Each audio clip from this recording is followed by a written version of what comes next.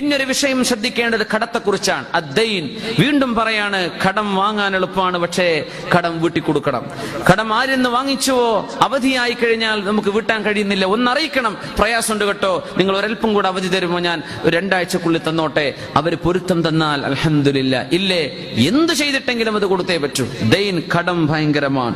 വല്ലദീ നഫ്സി ബിയദിഹി, റസൂലുള്ളാഹി സ്വല്ലല്ലാഹു അലൈഹി വസല്ലം പറയാ, അല്ലാഹുവിനെ തന്നെയാണ് സത്യം, എന്റെ ശരീരം ഏതൊരുത്തന്റെ കയ്യിലാണോ, ലൗ അന്ന റജുലൻ ഖുതില ഫീ സബീലില്ലാ, അല്ലാഹുവിന്റെ മാർഗ്ഗത്തിൽ ഒരാൾ കൊല്ലപ്പെടുകയും സുമ്മ ഉഹിയ, എന്നിട്ട് അയാൾക്ക് ജീവൻ നൽകപ്പെട്ടു, ഷഹീദായി, പിന്നെ അല്ലാഹു ജീവൻ സങ്കൽപ്പിക്കുക, സുമ്മ ഖുതില സുമ്മ ഉഹിയ, എന്നിട്ടും റബ്ബിന് വേണ്ടി യുദ്ധം ചെയ്ത് ഷഹീദായി, പിന്നെയും അല്ലാഹു വേറൊരു ജീവിതം കൊടുത്തു, വഅലൈഹി ദൈനുൻ, വീട്ടാത്ത കടം അയാൾക്കുണ്ടെങ്കിൽ, മാ ദഖലൽ ജന്നത ഹത്താ യുഖ്ളാ അൻഹു, ആ കടം വീടുന്നവരെ ആ ഷഹീദായ മനുഷ്യൻ 2 തവണ ഷഹീദായ ആൾക്ക് പോലും സ്വർഗം അല്ലാഹു കൊടുക്കുകയില്ലെന്ന് പരിശുദ്ധ റസൂലുള്ളാഹി.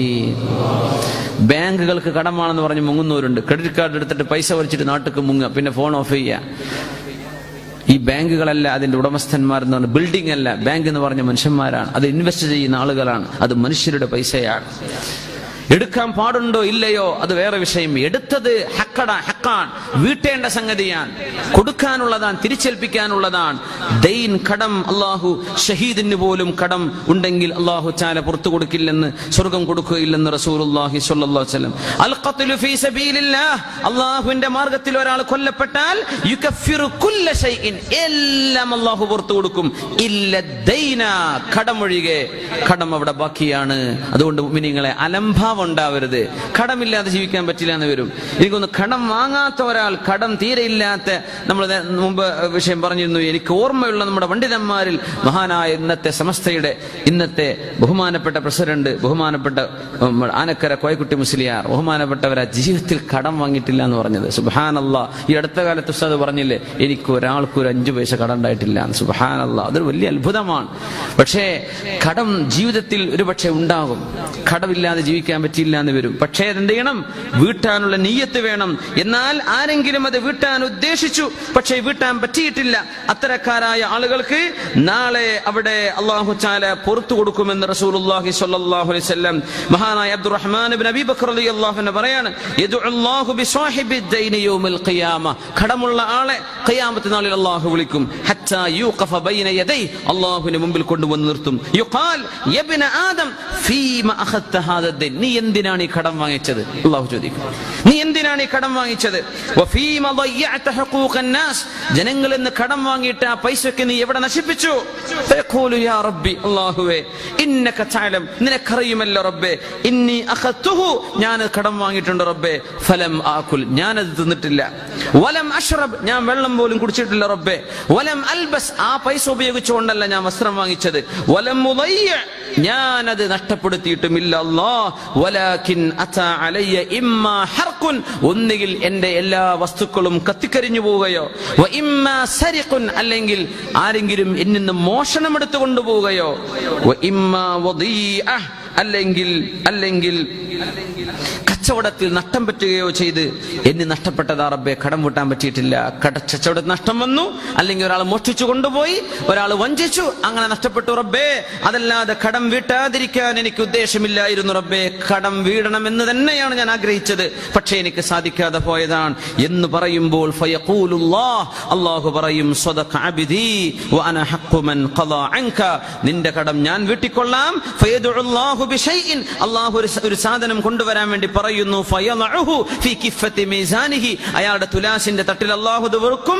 ഫയർജിഹു ഹസനാതുഹു അലാ സയ്യിഹാതി, അവന്റെ നന്മ അവന്റെ തിന്മയെക്കാളും കനം തൂങ്ങും. ഫയദ്ഖുലുൽ ജന്നത ബിഫദ്ലി റഹ്മതി, അവന്റെ കടം അല്ലാഹു വിട്ടുകൊടുക്കുകയും അല്ലാഹുവിന്റെ കാരുണ്യത്താൽ സ്വർഗ്ഗത്തിൽ പോവുകയും ചെയ്യുമെന്ന് മഹാനായ സ്വഹാബി അബ്ദുറഹ്മാൻ ഇബ്നു അബീ ബക്കർ റളിയല്ലാഹു തആല അൻഹുമാ ഉദ്ധരിക്കുകയാണ്. സുബ്ഹാനല്ലാഹ്. അപ്പോ കടം വീട്ടണം എന്ന നിയ്യത്തുണ്ടെങ്കിൽ ഇൻഷാ അല്ലാഹ് കുഴപ്പമില്ല.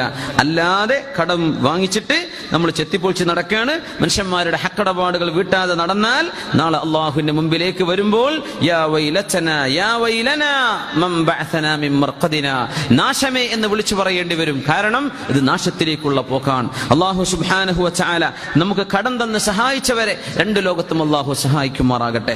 നമ്മൾ കടമെടുത്തത് അത് സമയമാകുന്നതിന്റെ മുമ്പേ തിരിച്ചടക്കാനുള്ള തൗഫീഖ് അള്ളാഹു നമുക്ക് നൽകുമാറാകട്ടെ. നമ്മുടെ കടബാധ്യതകൾ അത് വീടാതെ മരിച്ചു പോകുന്ന അവസ്ഥ അള്ളാഹു നമുക്ക് ആർക്കും വരുത്താതിരിക്കുമാറാകട്ടെ. അള്ളാഹു സുബ്ഹാനഹു വ തആല അവന്റെ മുമ്പിൽ നാളെ വിചാരണയില്ലാതെ രക്ഷപ്പെട്ടു പോകാൻ അള്ളാഹു നമുക്ക് തൗഫീഖ് ചെയ്യട്ടെ. റബ്ബിന്റെ കരുണ കൊണ്ട് റഹ്മത്ത് കൊണ്ട് ഉദ്ഖുലുൽ ജന്ന, സ്വർഗ്ഗത്തിലേക്ക് കടന്നേക്കൂ എന്ന് പറയപ്പെടുന്ന ഭാഗ്യവാന്മാരിൽ അള്ളാഹു നമ്മെ ചേർത്തി തരട്ടെ. ആമീൻ യാ റബ്ബൽ ആലമീൻ. ഏതായാലും ബാങ്കിൽ നിന്ന് വരുന്ന പലിശ നമ്മുടെ ഒരു വ്യക്തിപരമായ ഒരു ഉപയോഗത്തിനും ഒരു വ്യക്തിക്കും ഒരു ഉപയോഗത്തിന് കൊടുക്കാൻ പാടുള്ളതല്ല. നമ്മൾ അതിന്റെ വിഷയത്തെ പറ്റി പറഞ്ഞിട്ടുണ്ട്. ബാങ്കിലെ പലിശ അടക്കാൻ പ്രയാസപ്പെടുന്ന ആൾക്കാരുണ്ടാവും. ഏതെങ്കിലും ഒരു പ്രത്യേക സാഹചര്യത്തിൽ കുടുങ്ങിപ്പോയിട്ട് ലോൺ എടുത്തു, അവർക്ക് പൈസ അടക്കാനില്ല ബാങ്കിൽ.